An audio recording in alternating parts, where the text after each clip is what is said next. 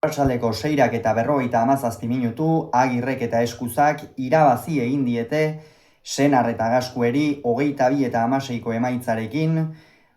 B-serieko Masterseko Ligaxkako laugarren jardunaldiko bigarren partidan Zunbilan jokatu dute, jaietan dira bertan, eta 22:16 irabazi diete, esan bezala gogoratuko dugu, batetik Agirrek eta Eskuzak aurreko jardunaldian irabazi egin zietela Peio Etxeberria eta Morga Etxebarriari, Senarrek eta Tolosak berriz galdu egin zuten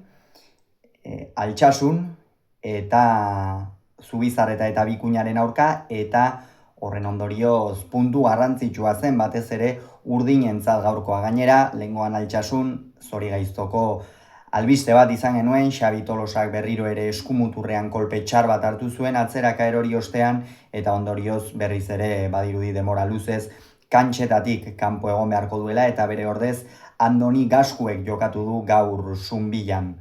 Partida hasiera Senar eta Gaskueren aldekoa izan da, batez ere Andoni Gaskue oso fresko ikusi dugu, besoz eta Arkaitz Eskuza berriz,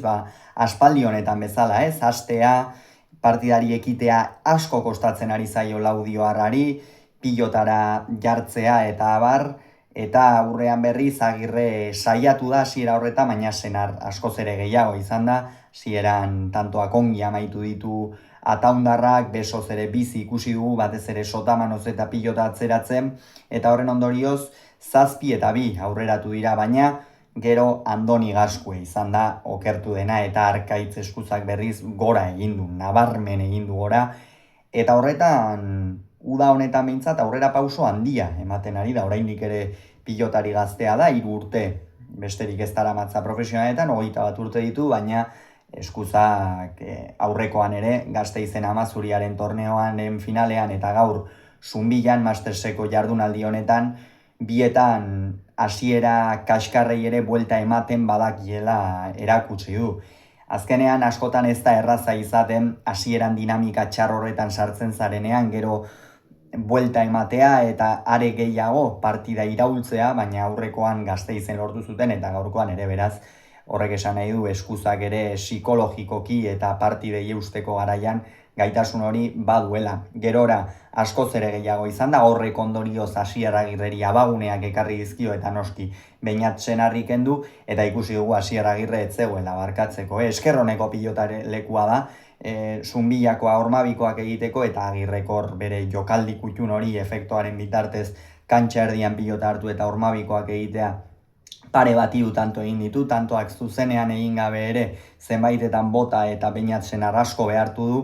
eta hortikan aurrera urdinak erabat nagusi, gorriak erabat nagusi izan dira 12 eta 10, iritsi dira lehen etenaldi horretara, Gaskue asko okertu da, batez ere partida hasiera horretan egin dituen opariek mantendu dituzten nolabaitean gorriak bizirik, gerora asko jokatu dute gorriek, baina hasiera horretan esango nuke Gaskue galdutako pilotek